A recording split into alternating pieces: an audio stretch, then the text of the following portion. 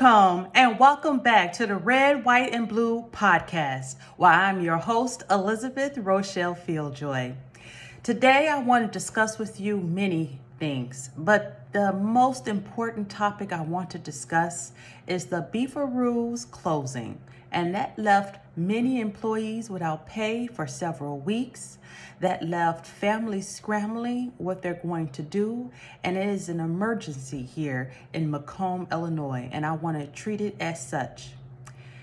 Macomb, it is a delicate topic that I bring to you today, so I won't take it lightly. I want to be a solutionist, not a person that spews problems. So I will be giving you useful, helpful information on what to do about this problem. And I will leave it to you, the viewers, to decide on our current mayor, Michael Inman, and myself, who is running against him for 2027. Who do you think will be our best candidate? So our first topic, obviously, will be Beef-a-Roo. Beef-a-Roo is out of Texas, and they came here to Macomb and they opened a restaurant here. I've eaten there many times. I've had their cheeseburger special. It's delicious. The beef was seasoned, crispy, and I also engaged in a lot with the employees. It was nice. It was cozy. It was like that Cheers show. Everybody knows your name. So when it closed, I was saddened, of course. And I was thinking about everybody involved. I was thinking about the workers, and I also was thinking about the management and the embarrassment of having to close and run. And when I say run, I mean run, because their employees have not gotten paid yet. Some employees have not gotten paid for several weeks. And so with the urgency of that, I will treat the subject delicately. So first, I want to give you a solution, what I would do if I was your mayor, and what I'm doing currently, although I'm not your mayor. I would put an emergency job fair together, and I would get the surrounding manufacturers, businesses, those who are really looking for employees, get them together, and I will make it my business and my duty as though I was their boss, and I would try to get them employment as soon as possible. While I'm waiting to get them employment, I will be heavily seeking for some type of justice in this situation and trying to get these people on some type of assistance while they wait for a job to come along, such as unemployment.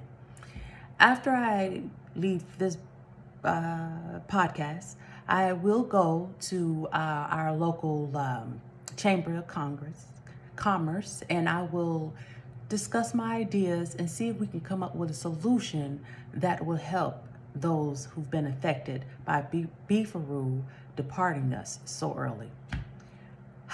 It is with great sadness that I report this. So I went out to the community, and I had the great honor and pleasure of talking to the people of Macomb, Illinois. And I had heard their take on what they feel, what happened, and what could have been done differently. I got a lot of opinions. One of the opinions that I got was from a lady named Shannon. Shannon has eaten there, like myself, many times. She's brought several products, seasoning from Beef-a-Roo, but she expressed that management wasn't the only thing that had a play in it. It's also the decline in our land value here in Macomb, Illinois. And I've talked about that decline in land value and how it affects so many other things. It affected my mortgage. My mortgage is now upside down. It has affected the university, Western Illinois University. And so sadly, another business is is gone from Macomb, and we as Macomb residents have to deal with that. We have to mourn with that. And I spoke to another interviewee. Her name is Ariana. No, her name is well, it was Caleb. I spoke to Caleb, and Caleb was another one who had insight on what they think or what they thought happened and what could have prevented this. One of the things is brand recognition. A lot of folks here in Macomb, Illinois, really don't recognize the brand Beef-a-Roo, and so some was hesitant to go to the restaurant and give their money to the business, and he thought it best for that business to blossom and bloom in a much bigger business. But they are out of Texas. What part of Texas, I'm not sure, but they are out of Texas. So I suggested maybe if they had longer hours, but again, when you don't recognize the brand, you're a little hesitant to go, and I couldn't agree more. So many things has happened over the course of just Beef-a-Roo closing. But again, I want to be your mayor candidate with solutions and not just pile on the problems. So in addition to all those things, I will also be reaching out to Macomb Economic Development, and see what we can do about incorporating that shovel-ready plan that I talked about in my first podcast, episode 1. A reminder, the shovel-ready plan will be getting acres, about 100 or so acres, ready for bigger manufacturers like Dixie Cup or paper companies to come here to Macomb, add more jobs. And I think that'd be a great source, because we do have the railroad line here. We have the Burlington Northern Santa Fe Railroad line right here in Macomb, Illinois. It goes right through us. And it is the largest freight railroad network in North America. Let me repeat that again. It is the largest freight railroad network in North America, and ironically, they're going right through Macomb, Illinois. And they don't go through anyone else, no surrounding counties, but Macomb, Illinois.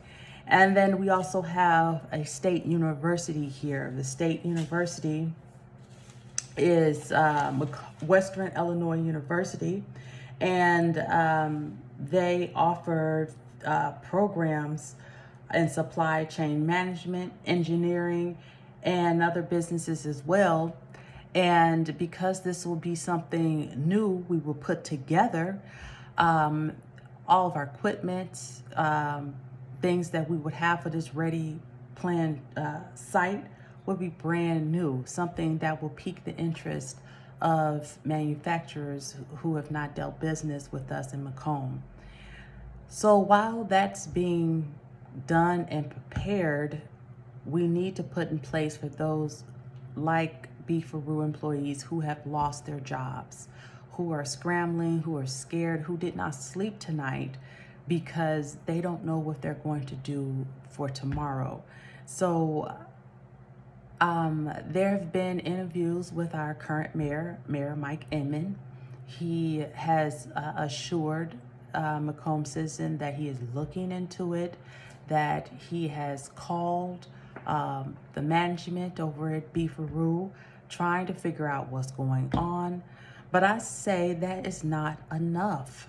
You need something tangible, something that you can put your fingers to and really get a strong solution. So my solution would be to put up an emergency job fair, contact our manufacturers here in town, let these employees know they are not alone, and they do not have to scramble and hustle by themselves. We are in this with them.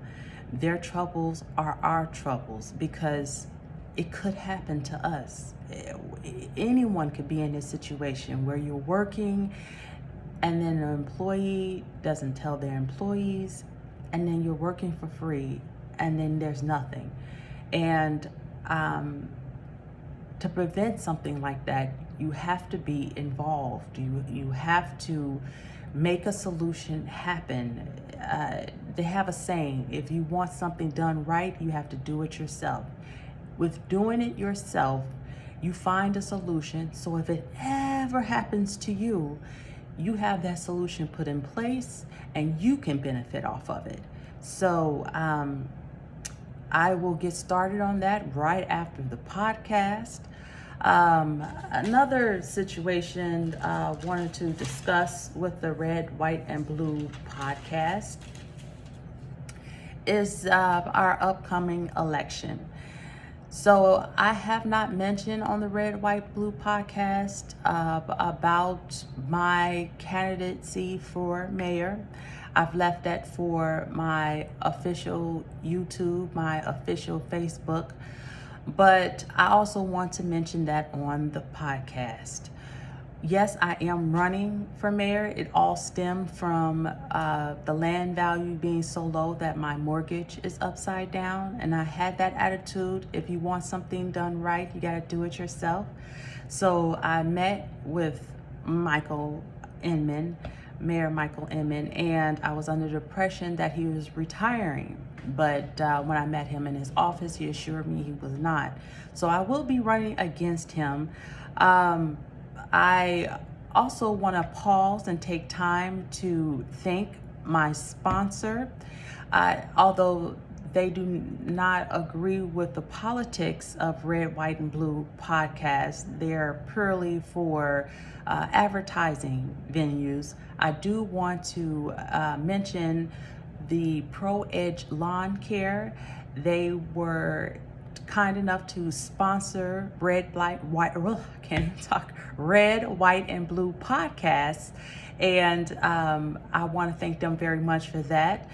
And if you have any, or if you just want your lawn care service taken care of, they are right up the street from Wendy's at 921 West Jackson Street, and their telephone number 309-255-8402. I will leave you with this, that when I shut off this podcast, I am running with my feet 10 toes on the ground, and I will be working hard and diligently for the citizens of Macomb, because I'll be working for myself. What win I have for me is a win for Macomb. I am in this with you, and I will see you on the next episode. Let's get it. Let's go, Macomb.